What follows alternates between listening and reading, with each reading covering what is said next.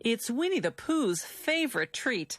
It's sweet and sticky, and it's all produced by an industrious and intelligent insect whose miniature society is one of the most sophisticated in the animal kingdom. It all begins in a field where worker honeybees suck nectar from flower blossoms such as clover. They store it in their honey sac, then return to the hive where other worker bees suck it out and chew it, breaking down the nectar's complex sugars into two simple sugars called glucose and fructose. The bees then deposit the nectar into the cells of the wax honeycombs they've built. They fan it with their wings until most of its water content evaporates in the warm air of the beehive. What's left is thick and gooey honey. The bees then cap each honey-filled cell with beeswax. That's when the beekeeper steps in. Bees will sting if taken by surprise, so the beekeeper sprays the hive with smoke from burning pine needles, a scented warning that foreigners are about to enter the hive. Inside the hive are wooden frames hanging side by side, each holding a honeycomb. A hive can house hundreds of thousands of bees, all descendants of the prolific grand poobah of beedom, the queen bee. She's the big one in the middle. The queen bee lays up to 2,000 eggs a day, creating the workforce needed to feed and protect the colony. But the beekeeper tricks the colony's defenders. He replaces the hive's cover with a device called a bee escape, which smells like cherries. Bees dislike the scent, so most fly to the bottom sections of the hive. Another warning spray, and the beekeeper removes the bee escape. Now he can escape with the honeycombs.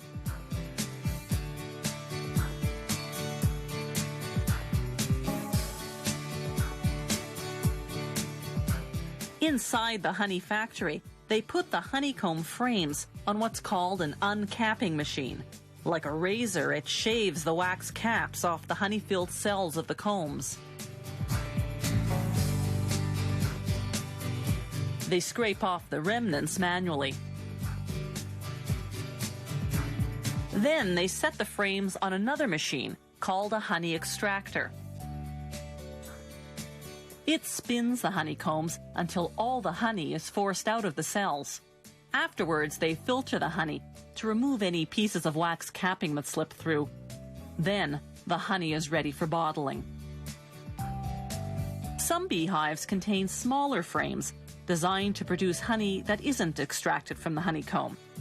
Workers remove the frame and cut the honeycomb into pieces as is with a heated knife. That seals the wax around the honey inside.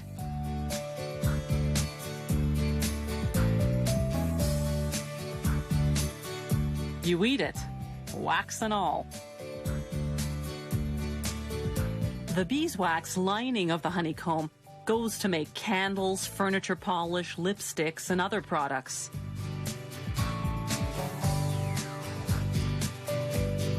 When producers have more liquid honey than they can sell, they simply let it granulate, develop sugar crystals, and turn hard and white. Then, when the orders come in, they return it to its original liquid form by heating it to 130 degrees Fahrenheit. They vacuum clean the jars.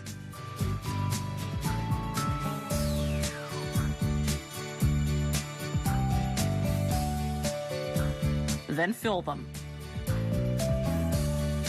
One beehive can yield up to 7 pounds of honey in a single day. That's much more than the bees need for themselves. The surplus is what we end up eating.